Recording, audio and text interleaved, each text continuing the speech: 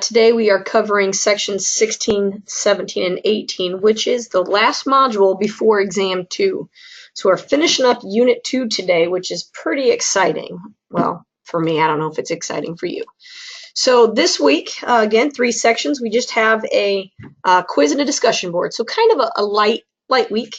The nice thing about these sections is that they kind of go together. 16 and 17 go together, and then section 18 is kind of its own beast.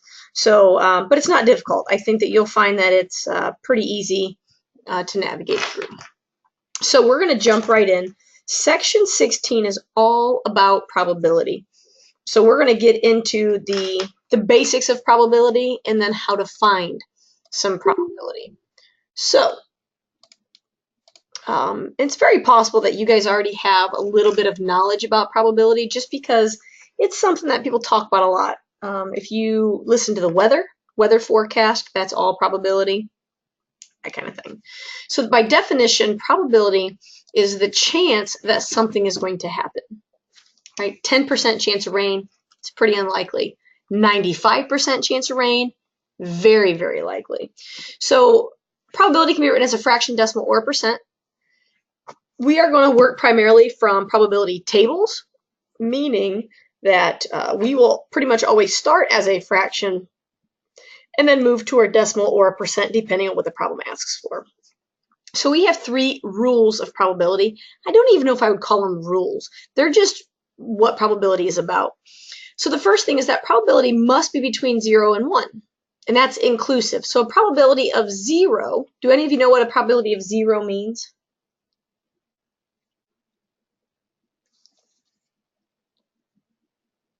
Probability of 0 means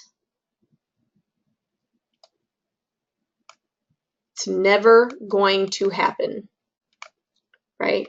The probability of me teaching college English, 0, never going to happen, right? Whereas the probability of 1 is definitely going to happen, definitely. So when I say, the probability that you have homework associated with today's session, probability is 100%. It's definitely going to happen, right? It's already assigned. You already know that. So we have this never happening at 0 and this definitely happening at 1, and everything else is between that. So we are going to have a lot of probability that starts with 0 point something, right? You're going to have a decimal. The sum of all probabilities is 1. Now think about like a packet of Skittles.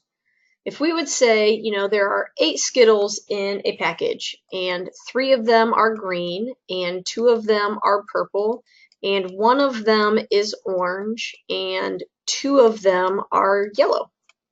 I don't know if I said all the colors or not, whatever. But 3, 4, 5, 6, 7, 8, you can see if I add all of those probabilities together, I get 8 over 8, because it represents all the Skittles in my pack. So the sum of all, well, we know that all means 100%. We've dealt with that before. So these are really, instead of the rules, it should just be the commonalities of probability. And then the last one is how we find probabilities. So probability of an event is the number of ways something can occur over the total possibility.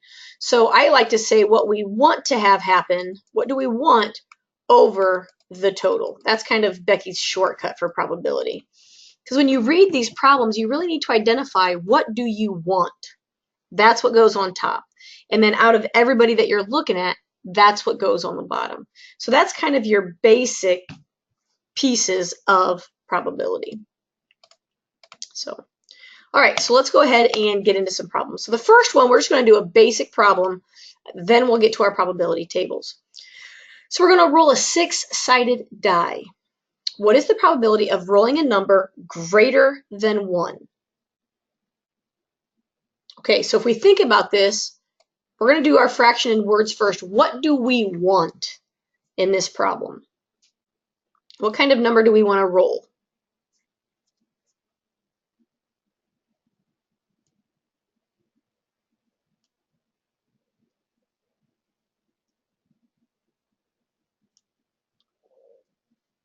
Okay, we want to roll a number greater than 1. So the top number, we want to think about how many numbers are greater than 1. And we're going to put that out of the total. So if you're thinking about a 6-sided die, Well, how many numbers are greater than 1? Well, 2, 3, 4, 5, 6. There are 5 numbers that are greater than 1, and on a 6-sided die, there are 6 total possibilities. So we would say this is 0.833 or 83.3%. So these are the 3 different ways you can write your probability, fraction, decimal, percent, based off of what we want over the total. Okay, let's go to the probability tables. This is, for the most part, how you're going to see the problems. So we're going to use, and we're going to use this same table for all of the problems that we're going to do in this section. We have male, female, and then we have red, blue, and purple. So what is the probability someone likes red? So in words, right, we're talking about somebody who likes red over the total. And I know it's out of the total because the probability that someone, we're not differentiating, we're not focusing on a small group, we're looking at everybody. So how many total people like red?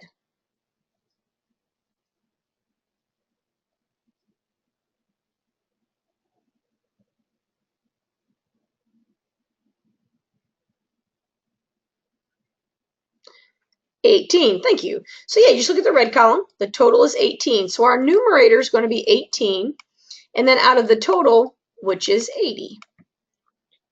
So 18 over 80. Now, if you leave it as a fraction, you do have to reduce. And I don't know about you guys, but I don't want to reduce.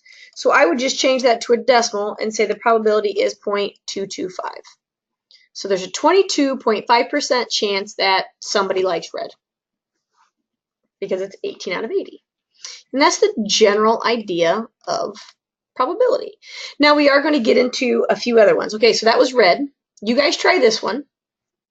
Probability that somebody is female.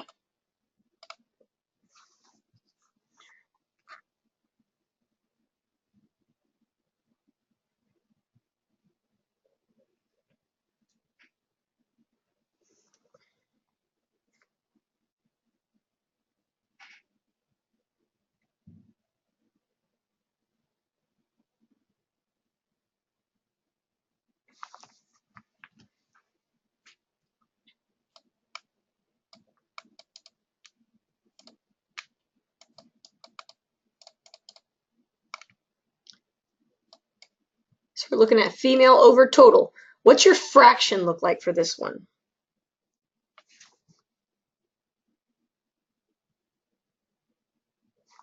$40 over 80. Very good. There's 40 females total, and there are 80 people total. And then hopefully that's an easy reducing. 40 over 80 is 0.5. So you got a 50% chance of picking a female. Okay, now let's get into some of the special cases. So what's the probability of choosing a male who likes purple? So this one implies a male who likes purple. You could also replace who likes with the word and. So the word and implies intersection. We want a male and somebody who likes purple. So when you're looking at your table, so here's the male column, here's the purple column. Where those numbers overlap is 10. So I'm looking at 10 over 80. I'm still looking out of the total because we're still trying to choose somebody out of the whole group. So if you see the word and implies overlap. So where is the overlap? That's the number you want when you see the word and, or where it implies that both of them are happening. So 10 out of 80, that gets me a decimal of 0.125. That's a little hard to see, but does that make sense? Any questions on that one?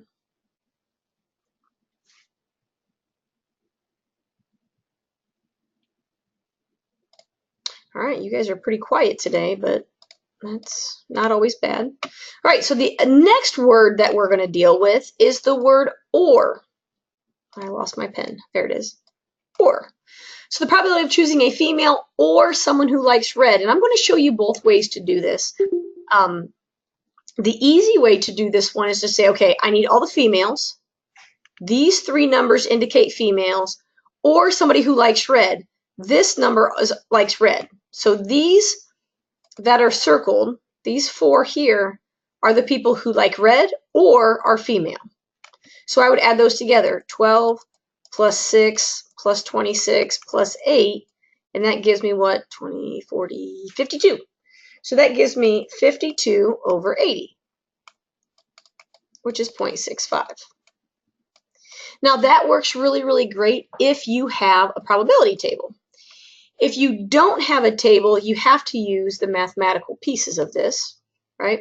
Which the word or implies to add. So we would say we want the probability of a female, so female over the total, plus the probability of people who like red over the total. And now let's just look at that. If I do the females, that's 40 over 80. And if I do red, that's 18 over 80. But the problem is, when I take all my females and I add the reds, you see that we have this overlap piece that I counted twice. I counted that one piece once as a female and once red. So we subtract the overlap, which is the red females.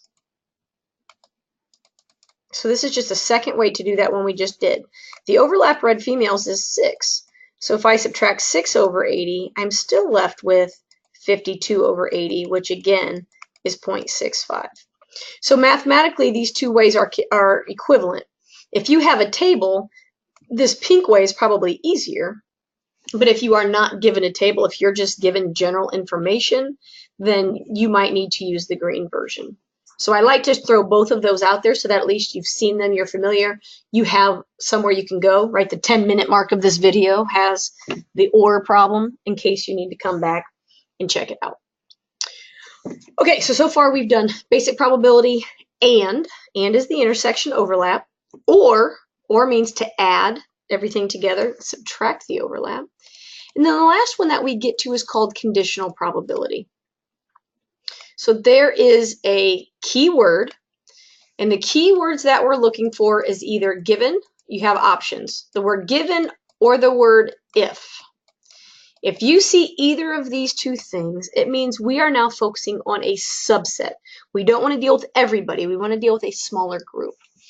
So looking at this problem, what is the probability of choosing someone who likes blue given it is a female?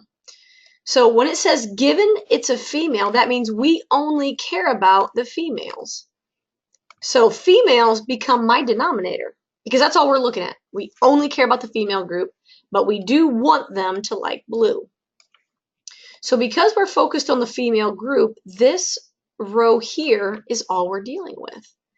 So now my denominator changes. Now my denominator is 40 because there are 40 total females.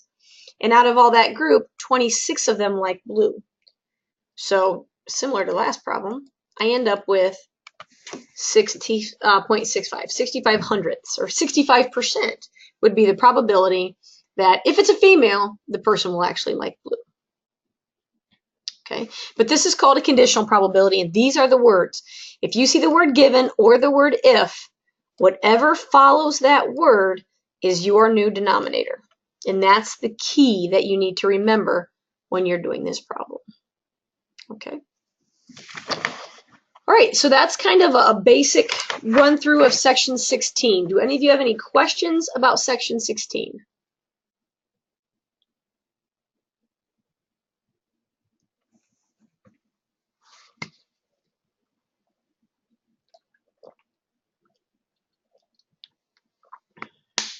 Going once, going twice. Okay. All right. Well, in that case, let's go ahead and move on to section 17. Section 17 is basically an application section for section 16. We're still going to deal with probabilities and probability tables, but in section 17, you have to actually create the table. So it's going to be important that we understand how these pieces all go together. So the first thing, section 17 is about false positives and false negatives. And excuse me, these are most common in terms of medical testing. So pregnancy testing, strep throat testing, HIV testing, even cancer testing for that matter. Anything that you can test for in terms of the medical world could have a false positive or a false negative. So think about what that means, a false positive. It simply means you go to the doctor and they say, hey, you're pregnant, right? You received a positive test result that you are pregnant, but in all actuality, you are not pregnant. The test was wrong. So the positive part tells you how you tested, but the false part means it was wrong. So a false positive, you tested positive, but it was wrong. Same thing with the negative piece.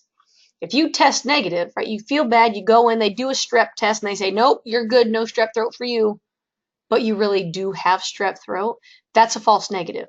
They told you that no, you don't have it, but you really do. Okay, so that's kind of how you have to remember that the positive and the negative tell you how you test.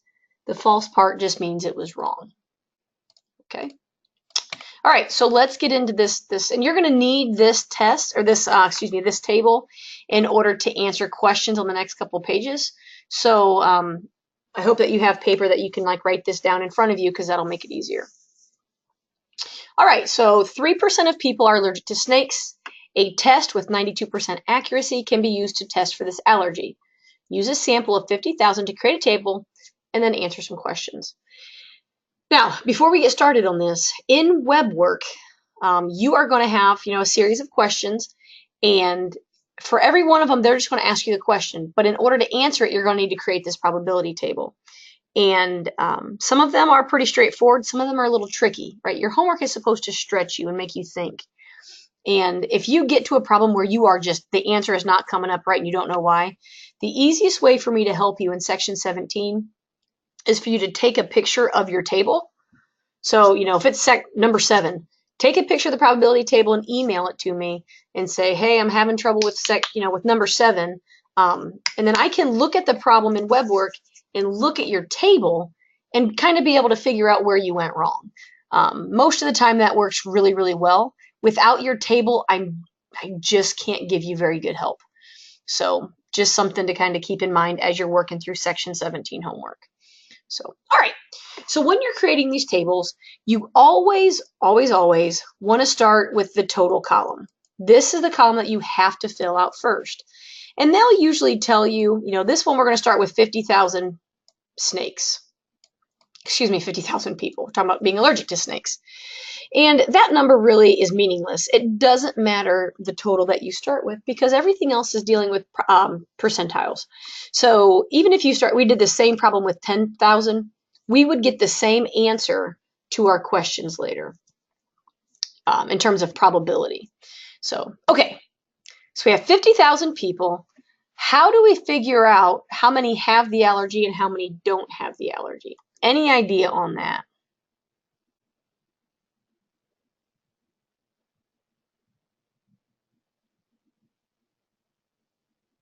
Anybody want to take a guess?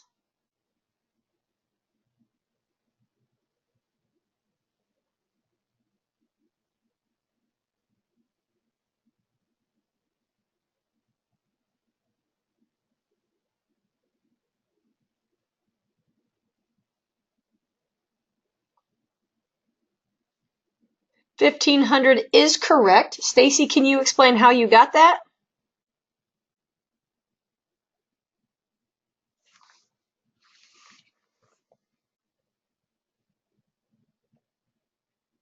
Because you're right. That is the correct one.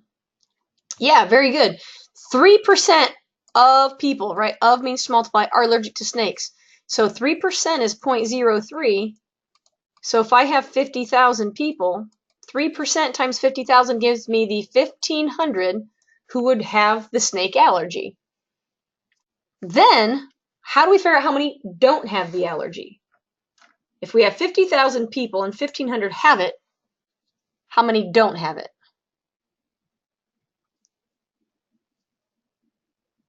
48.5, exactly. You just subtract those two. That's the easy part. Once you have one, you can subtract to get the other. Okay. So then, I call these the inside 4. The inside 4 is where the accuracy rate comes in. Now, this is where I want you to think logically. If you are allergic to snakes, so you know you have the allergy. If you go to the doctor and they test this, how would you expect to test? If you have the allergy, how would you expect to test?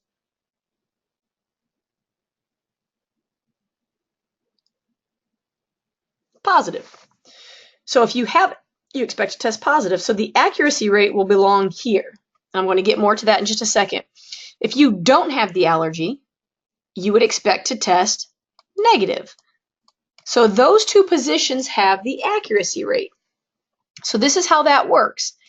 With 92% accuracy, meaning of the 1,500 people who have the allergy, 92% are going to test positive because they have the allergy. So 92%, which is 0.92, of the 1,500 will test positive. What is 92% of 1,500? 1,380. Whoop, that one got a little long. How many then will test negative? Again, we just subtract. If we have 1,500 people total and 1,380 are testing positive, then we subtract those two, and we should have 120 testing negative.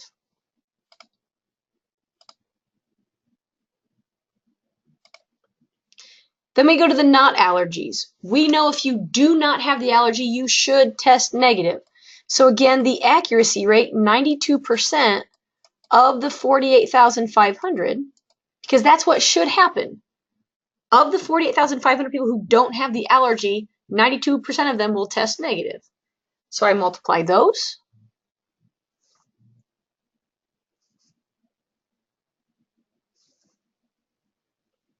$44,620. Yep. And again, we subtract the total 48,500 minus the 44,620 to figure out how many you're going to test positive. And there's 3,880. If you don't understand where any of these numbers are coming from, please speak up. So it's going to be kind of crucial that these make sense to you.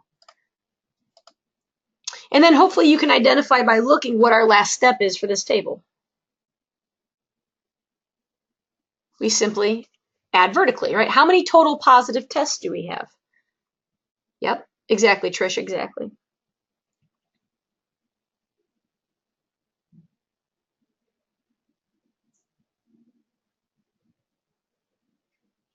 So we have 5,260 positive tests. What about negative tests?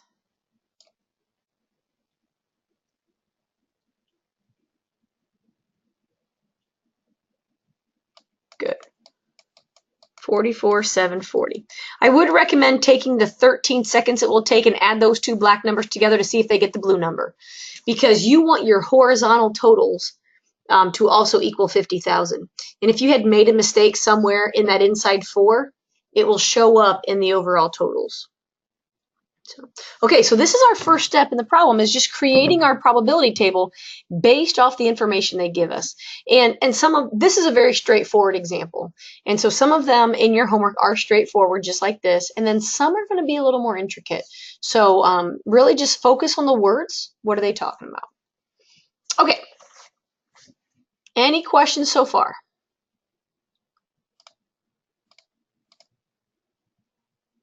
Okay. I'm going to leave this table up here for this problem, and maybe in the next one too. We'll see. I wish I could erase just part of this, but I don't think I can. Oh, that's not what I wanted to do. I cannot Control Z. My table is gone. You guys will now have to look at your table, which is fine. It'll be fine. Okay. So our first two questions, how many false positives and false negatives? So if we first start on the false positives, means we're only looking at that column that was the positive test results. Okay, which if you recall was the 1,380 and the 3,880 and then the total of 5,260. So how many false positives? False positives means it was a positive test result, but it was wrong. Which one of those numbers represents the false positives?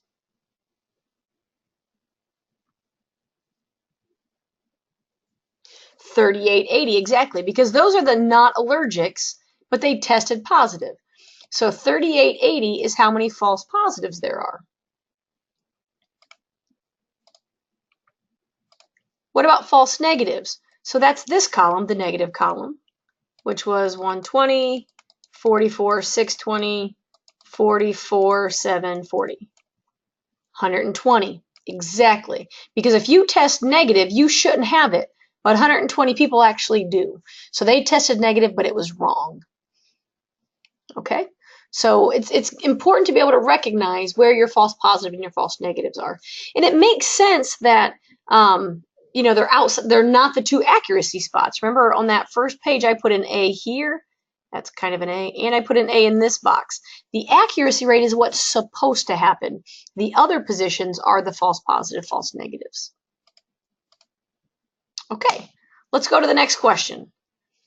I'm going to maybe leave this up if I can remember to not. Given a positive test result, what is the probability someone does not have the allergy? What's the key word in that probability statement?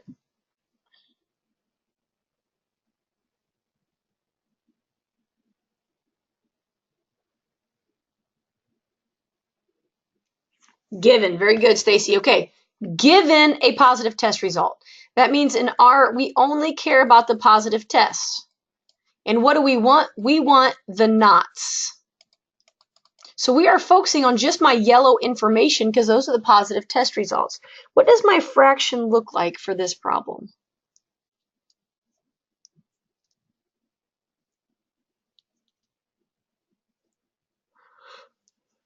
We're looking for the number of not allergic over the positive testers. That's what we're looking for.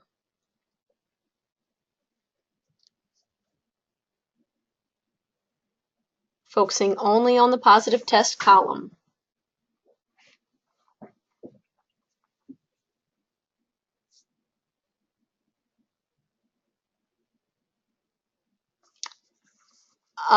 Stacy, you're half right. There are 3,880 knots, but we want the total positive testers, which would be the 5,260. Your denominator is always out of the total of that particular group. So, and remember, your probability has to be between 0 and 1. So if you had changed your fraction to a decimal, it would have been greater than 1, and that would have been your first, you know, notice that it was incorrect. So the total positive testers is 5,260, so that's my denominator. And the knots are 3,880. So I could change that to a decimal, and I would get 0.738. Now, I'm going to go ahead and round that to 74%. That means 74% of people who test positive are not allergic to snakes in this particular problem, right? That's a lot. That's like 3 out of every 4 people who test positive really don't have that allergy. Seems kind of crazy. Seems very crazy, actually. Okay, does that make sense?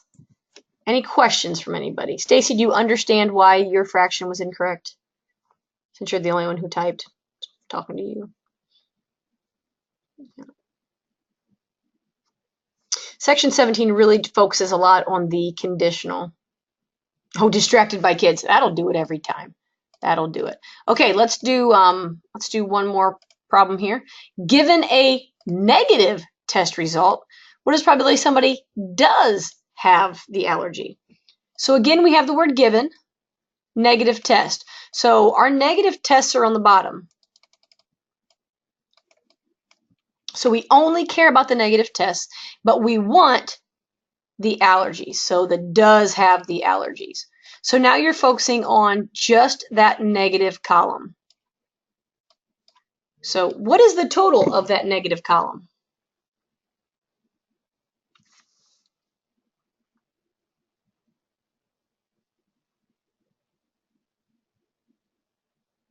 Yeah, very good. Yeah. Yeah, so the total would be the 44,740. That goes on the bottom.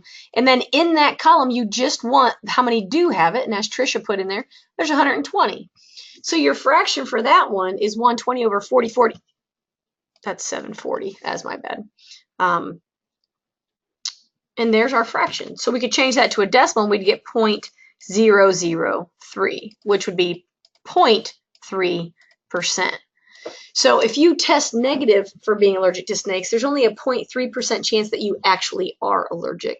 So if you test negative, you can be pretty confident that you're probably not allergic to snakes.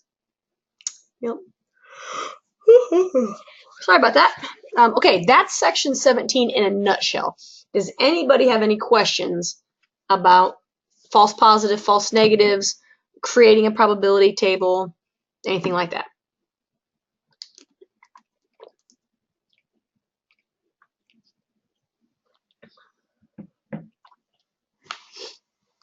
Going once, going twice. Sold. Let's go to section 18. Let's get rid of those drawings. Okay, the math in section 18 is not difficult. However, it's got some new words. So it's important that we talk about the new vocabulary and that you understand how those words go together. So population and sample are very closely related. And this is basically about doing surveys. That's what this section is about. So 16 and 17 are all about probability and probability tables. And then we jump gears completely, right? This section 18 is like, oh, we did a survey. Completely different. So, okay, with that being said, you're doing a survey and you want to survey adults in Indiana, right? Is it possible for you to talk to every adult in Indiana if you're doing a survey? No, absolutely, absolutely not. So that's where the population and the sample come into play. So the population and what is all possible people that you could talk to. So if I want to survey adults in Indiana, my population would be all adults in Indiana. That's who I'm pulling from in order to talk to people.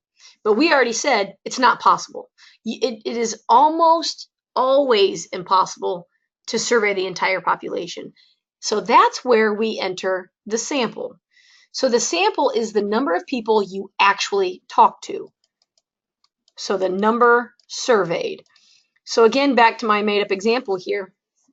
If I want to talk to adults in Indiana, the population is all adults, right? That's who I could talk to. The sample is the 45 adults in Indiana that I actually did talk to. Okay, so the difference between a population and a sample is very small. The difference is that a population represents the entire group, and the sample is only the number you talk to. That is the key difference between a population and a sample. Okay, now because you generally don't talk to everybody, we generally only talk to a sample, it's possible that your survey results are not accurate. Right? If I talk to a bunch of people and I say, oh, 70% of adults in Indiana, hate the Patriots, that may or may not be true. So we have what we have, it's called the margin of error. It allows us to be wrong a little bit, right? We would assume that our sample is close to the actual estimate of everybody, but it's not always true. So from our margin of error, we are going to find the margin of error by taking 1 divided by the square root of n. And n, let's write it up here, n equals your sample size. And that should make sense a little bit. The more people you talk to, the more accurate your data is. Right? That would make sense. The less people you talk to, the larger error you're going to have. So we have, this is an estimation for a 95% confidence. And you'll see how this all fits together on the next page when we actually do an example. But if you ever take a statistics course, you can find a margin of error for a lot of other confidence levels. So in this course, we are only ever 95% confident about our information with surveys because that's the approximate formula we're using. 1 over the square root of n is an approximation. So with this 95% confidence, which I guess I didn't need to write it because it's right there, that will then lead us to a confidence interval. So a confidence interval is found by taking your sample percentage plus or minus your margin of error. So when I say sample percent, in my example, I said 70% of people hate the Patriots. So 70% would be my sample percent. The people that I actually surveyed, that was the data that I grabbed. So the sample percent comes from the data that you actually collected in your survey. And then your margin of error allows for you to be wrong to a certain extent. Okay. So this page is a little confusing, I think, because it's terms. But I think it's a good lead in to the actual problem. So we're going to do a problem now and kind of show how all of these pieces go together. So here we go. And you do have a problem that looks pretty much like this in, well, maybe not the wording of the problem, but on the exam. You're going to have a problem that has, I think it does have 5 pieces to it. So you're given information. A recent survey of 2,400 U.S. adults found that 36% of adults think the Cubs are overrated. Because I am a Yankee fan and I made this. So that's why I did that. This is all made up data. Okay, so we're given this information, and from that one sentence, we can answer these 5 pieces. All right, so A and B, the population and the sample go together. Can anybody tell me one or the other, population or sample, either one?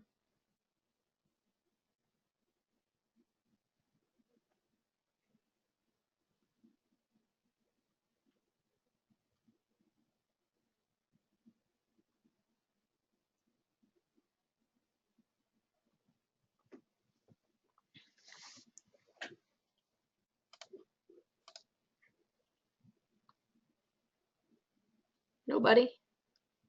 Here, let me. How many people did we talk to?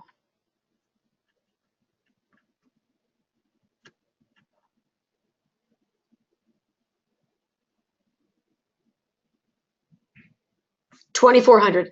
Thank you. So the sample is 2,400 U.S. adults, because the sample is the people you actually talk to.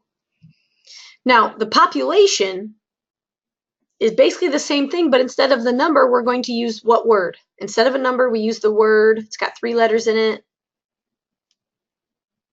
2 of them are the same. Starts with an A. All U.S. adults. So if we talked to 2,400 U.S. adults, that means my population was all U.S. adults. I could have picked anybody in the entire country, but I only talked to 2,400 of them because that's still a lot of people. Okay, so do you see the difference between the population and the sample? The sample is how many people you talk to, and then get rid of the number and just put the word all, and there's your population. Okay, now we want to estimate the margin of error. So recall that our formula is 1 over the square root of n. In this example, what is the value of n?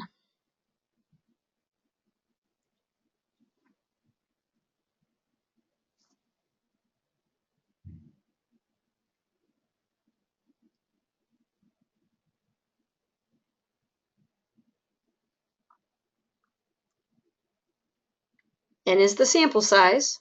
So what is our sample size?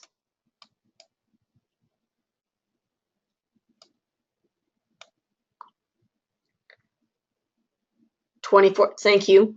Thank you, Jennifer, for actually responding. 2,400.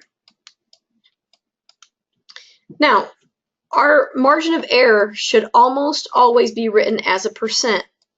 So we need to change 1 over the square root of 2,400 to a percent. And this is where it can be difficult in your calculator. Depending on your calculator, some of you can type this in exactly like you see it and it's fine. Some of you will have to do a little bit more work. So you can just find the square root of 2,400 and get, 48.99 and then divide those numbers and get 0.02, which rounds out to be roughly 2%. So my margin of error is 2%.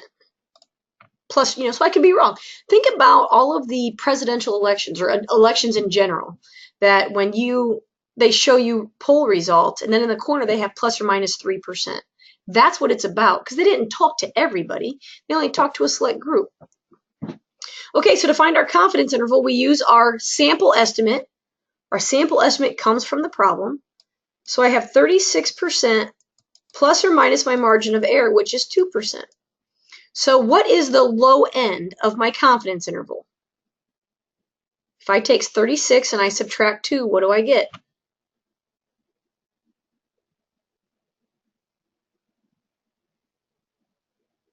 34. Thank you. So that's the low end. And what's the high end of my confidence interval? Take 36, now I'm going to add 2%, and I get 38.